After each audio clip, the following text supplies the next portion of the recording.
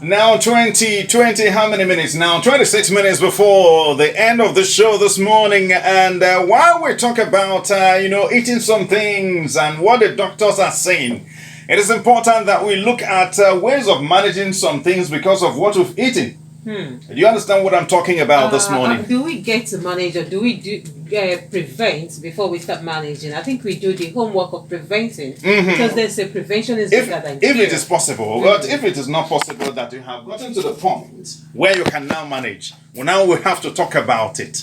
Dr. Ifunanya Stella Maris, and Dr. STM, Media Health for Africa Foundation, is joining us on this segment where we are going to talk about ways of managing diabetes. Good morning to you, Doc. Good morning. Thank you very much for today. Thank you so much for joining us on the program. Oh, Dr. Ifnaya, you're welcome. Thank you. Like I said, I know you agree with me that prevention, they say, is better than cure. But since we can't prevent, if unfortunately we've gotten to that stage, that level where we'll start managing, how do we do it?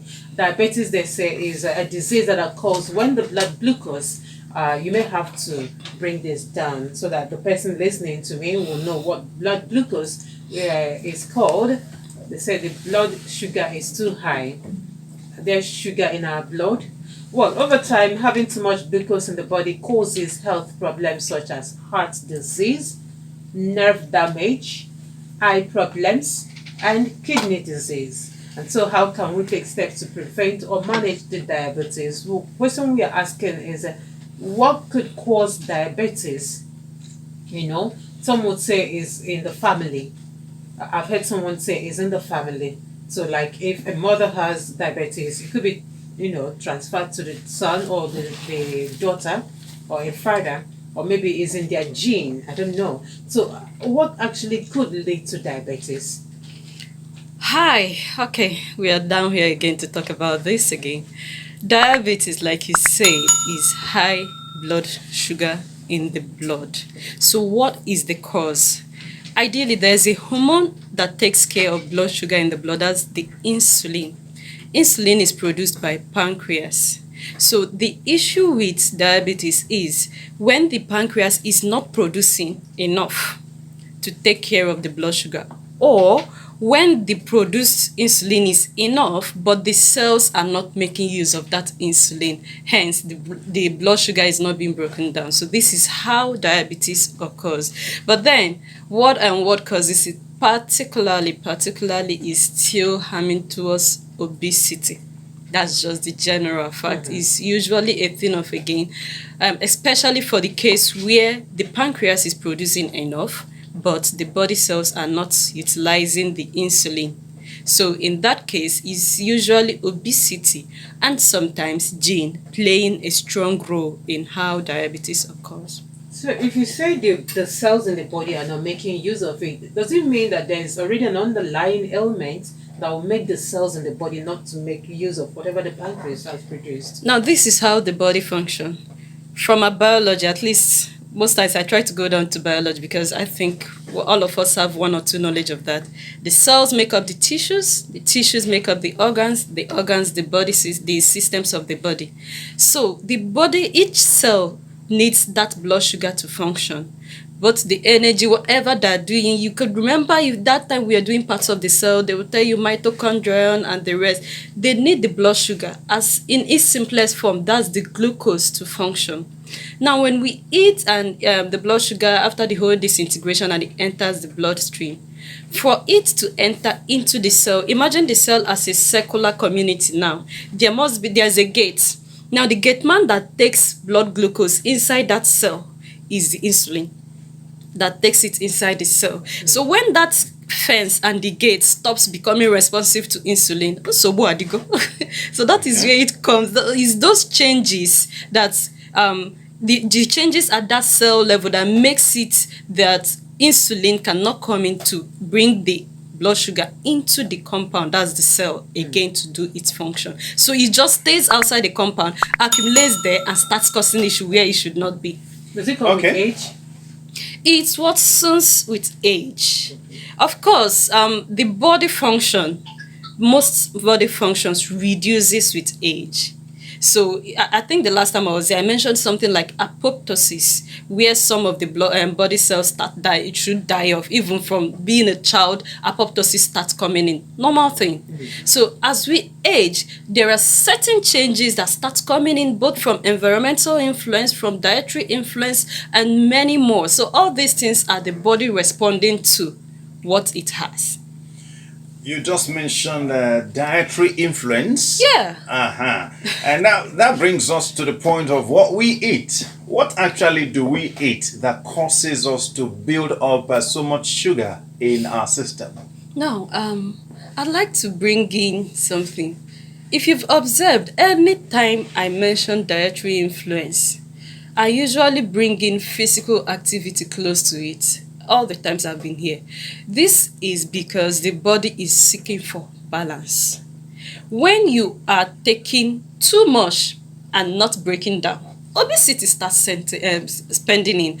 In fact, before now, diabetes as a non-communicable disease, we used to think is just a developed country thing. So the US, UK, and the rest, that's where we think it was occurring. Why? Because most of their meals are saturated fats, and of course, robots and machines have taken over most physical activities. So most people sit down with their television and computers. So physical activity is drastically reduced, while the intake of fat and carbohydrates is increasing because of processed meals. So recently, that trend has come back home, now ravaging the low and middle income countries, including Nigeria. I think that's the most disadvantaged part of middle income countries, because they are experiencing an epidemic of communicable diseases, that's infectious diseases, some of them, and then experiencing an equal epidemic of non-communicable diseases, that's these cancers, diabetes, and the rest, because of these changes in lifestyle, the poor dietary habits, and the rest, and even the new trend of reduction in physical activity. So the things we eat, those saturated fats and the rest, are part of the problem. You mentioned just before this program that scientists are advising that so much of barbecue could be a problem. Very disturbing news. Very disturbing. Very disturbing news. But I always tell people, just like shawarma. Shawarma is a 2S sword, depending. When you make it yourself and you're sure of the content, shawarma is a good meal. The vegetables, the things you put in it. But when we go for the regular one that we go outside to get from the fast food joints, that's where the problem comes in.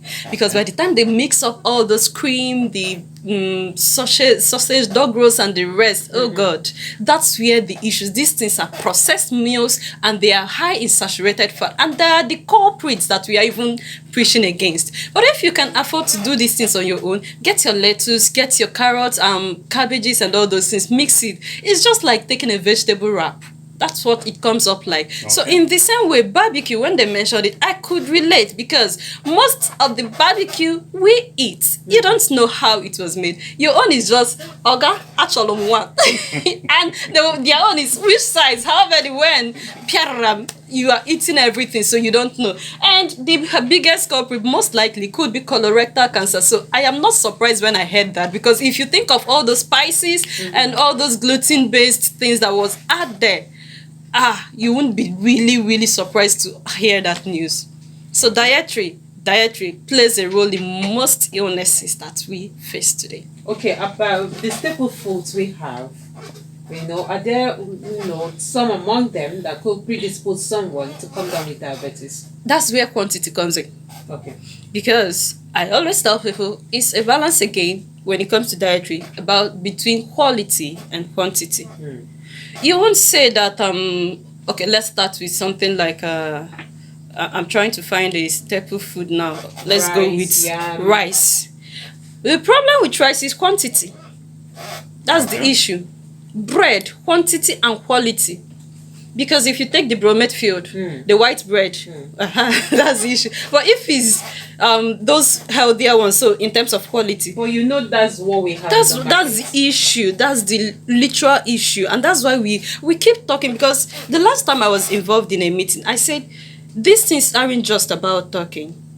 if you get, let me use a sad example for this. If you get to hospitals and you need to eat before you can take your medication, and you're directed to somewhere you will get meal, what will you get there in the hospital? You won't get fruit juice. You won't get those healthy salad and the rest. Likely you will get Coke and meat pie. That's the truth. Sure. Oh yeah. That's the truth. You get all those heavy flour saturated meals. They are readily available because people believe, yes, it's faster to make and you can preserve it longer and all those things. So these are the issues, institutional habits. Because if you go out, it's what is available that you eat. And even from when you start bringing up people and children. So it's what is readily available that we eat. But assuming in those days, these things were not there. So we are still eating. We weren't starving. We are eating. We knew that we could simply get to our backyards, pick up vegetables, steam it, and you're eating your rice. And these are the little issues. Sometimes the concern could even be the preservatives for those long processed foods. So these are the tiny issues. Yes, we may not achieve an ideal or perfect world, but you know, when you're intentional about something, you make a huge changes. Like, even, for example, you are tired of being broke and you say, okay, I'm going to start doing this. Somehow your body, the universe will work in your own favor. You start waking up early, you start doing these things, you fix this and you're doing it. And you start seeing those things. It's just like when you want to buy a car and you say, I want to buy Lexus 330. Enter the street, your eye will only be seeing Lexus 330. Oh yeah. That's what I'm saying. It's not like I'm cutting you short, but come to think of it. Yeah. The economic life of people that, live in this climate, you will notice that we are just after that thing that will fill up the stomach. Diets, or getting the quantity. Every family, you have to eat yam, gari, and then rice. Which are not bad. If you're lucky, you get beans. And then if you want to go to the vegetables or probably the fruits that you talked about, you see that they're very expensive.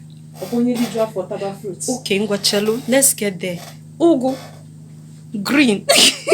Like, we start with those basic ones now. You want to eat all those ugu, green. You may not be going to the very high ones, these ones that make food so fine, and you start thinking of prawns. We are coming down home, right? Leave the prawns. Take what you have in your backyard. Let's start with those ugu and green. They are not as costly. Even cabbage is not as costly as we project it. Because when you enter market, you can get cabbage 200. I am not like you, note that too. So for a family of 5. Yes. When you cut it, cabbage is something that when you cut it, because most time people think it's that costly. What I could say that got costly recently is things like bell peppers. And sometimes these ones are seasonal. It's just like egusi and oha. These ones are equally seasonal because out of season, they tend to be costlier compared to. So you could also consider season into what you eat.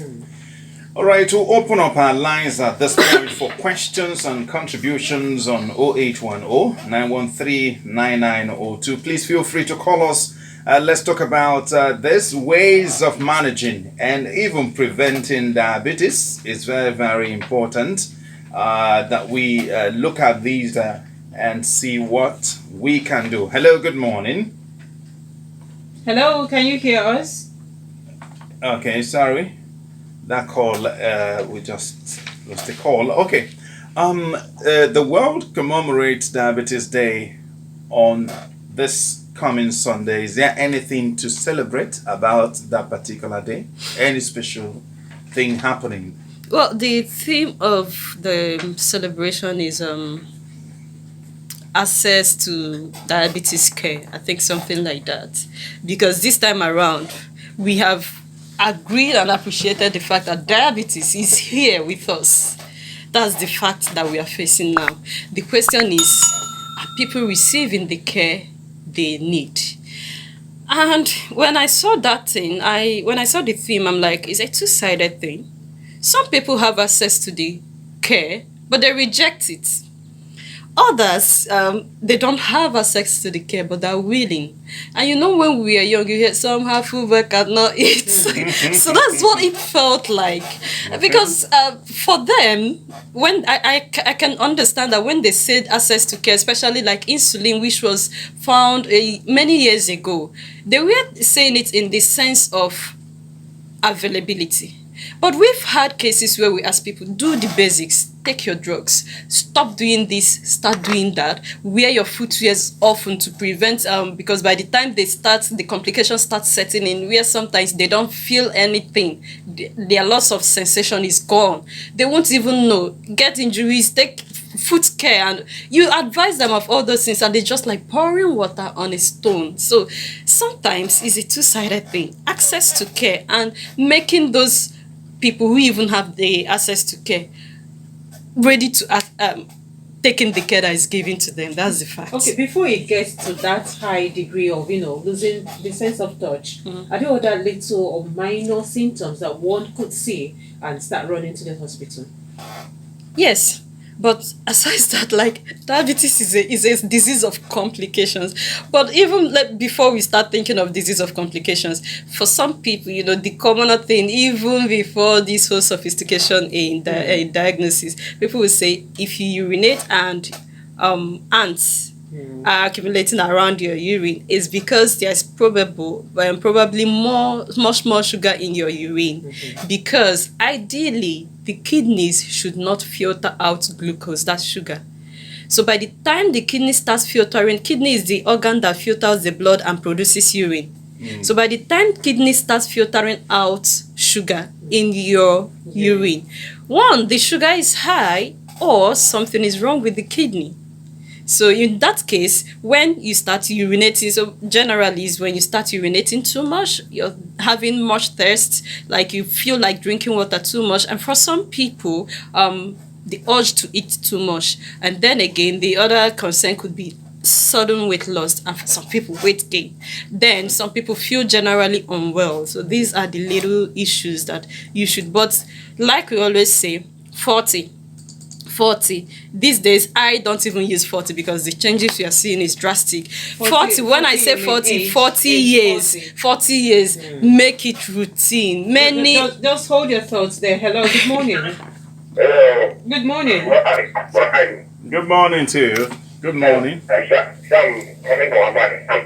Okay. Thanks for joining us. Go ahead, Sam. Hello. Sorry, that call again. Hello. The network is not too clear. The call is not too clear. Can you hear us, Sam? I can hear you. Okay. Can you hear me? Yeah, go ahead.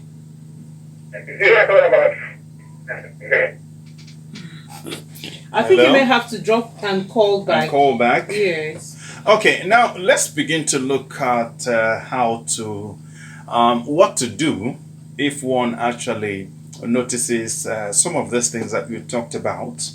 These are quick diagnosis, self-diagnosis, like when one notices that once you urinate, you witness that flies or maybe ants come close to. What should the person do at that point? Hospital. Okay.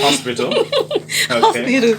Because in fact, when I was told that the topic of today is ways of managing diabetes, I just laughed. I said it will still boil down to hospital. You need to see the specialist, because in as much as we have a general care protocol, but we still tailor it to individual needs. So your doctor must see you, evaluate you, and then decide on what best is for you.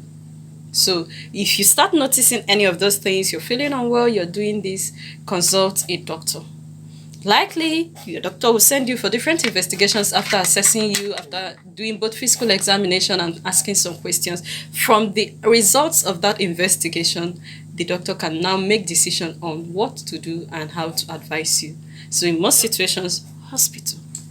Okay, at what point do people get to be amputated? Because I have a friend whose mom is down with diabetes, and the issue now we are handling is the issue of amputating her, and then there's this struggle that she doesn't want to be amputated, because if she's amputated, she's going to die, and she can't look to manage herself like that.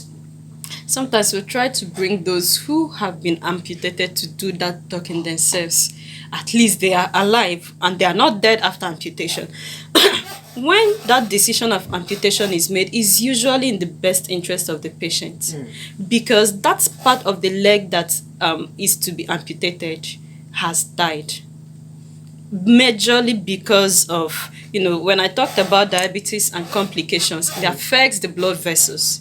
So it can come in such a way that the blood vessels that supply to that extreme is off, is no longer functional. And in some situations, that's why it will die and you won't even know, because some of them have what we call neuropathy. The nerves are no longer sensing well. So by that case, the person can have injury and not know. In some situations, can have injury and it will not heal because it's part of the complications of diabetes. And when I was in school, my teacher would say diabetes can affect from your hair down to your toenails, any organ, and it is the truth, is the fact. So most times when that decision is made to amputate, is to save the person, because once the leg is dead, it's infective. Yes. It's just like a body that's dead. So if you leave it, it will spread further to other parts of the body. Wow. Well, what do we say? That's not what we pray for. We ask that we live healthy and better all the days of our lives. Yes, sir. Thank you very much, Dr. Ifunanya Stelomaris Anyango, Media Health for African Foundation representatives. Thank you so much for coming.